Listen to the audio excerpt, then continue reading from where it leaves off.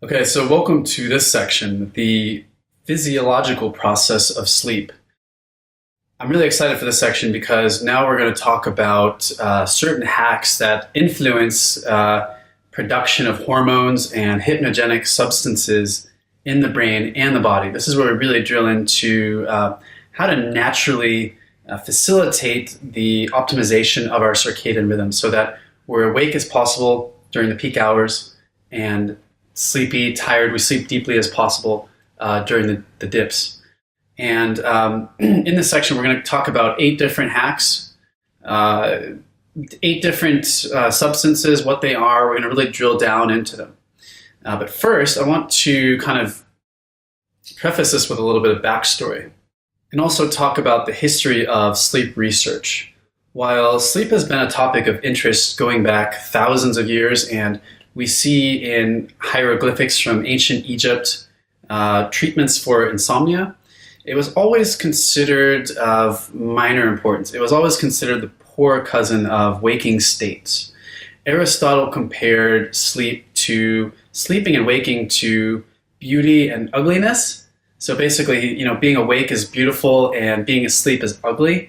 René Descartes, the French philosopher, classified sleep as a philosophical problem.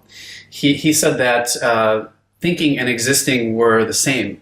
And when we're not thinking, when we're sleeping, it's the same as not existing, basically. So it's just a void that we tend to fall into. Everyone seemed to regard it as a necessary evil, but disdain sleep. It was always scorned by all these great thinkers. However, if we're really going to hack sleep, we need to think of sleep as an ally and how we can work with it instead of against it. It's really important not to have a negative association with sleep. We need to have good thoughts, good feelings about it in order for all this stuff to work. And I can't stress this important issue enough because, to give you an example, if you hate flying, you're going to feel sick every time you get into a plane, you're going to feel like throwing up. If you have sleep issues now, you probably dread every time you get into bed. And it's really important to not have those negative associations. And again, that's why the things we covered in the last section are so important, really understanding how our rhythm works so that we go with it instead of against it. Now we're going to talk specifically about certain hormones and substances that are produced within the brain and body that either aid or go against our natural cycle, and really know the exact time in our cycle to facilitate the production of each substance. We're really going to drill down and talk about each one. We're going to devote one lecture to each substance, each hormone in the body, and hopefully have a very thorough understanding of this and be able to use these hacks within our rhythm to really be really awake in the daytime and really tired and sleepy at night. Before we jump right in, though, a little bit of backstory to preface things. We kind of hypothesized that there were certain substances within the brain and body, I think about 100 years ago at the start of the 20th century. At the time, it was theorized that prolonged periods of wakefulness caused the buildup of certain substances in the body, such as lactic acid, cholesterol, and these were subsequently expunged during sleep. And there were 2 French psychologists who really tested this theory.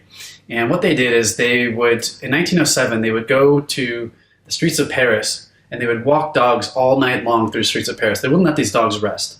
And afterwards, after the dogs were thoroughly exhausted, they would take cerebrospinal fluid from their spine and inject it into the brains of healthy dogs to see if there was sort of hypnotoxin is what they called it.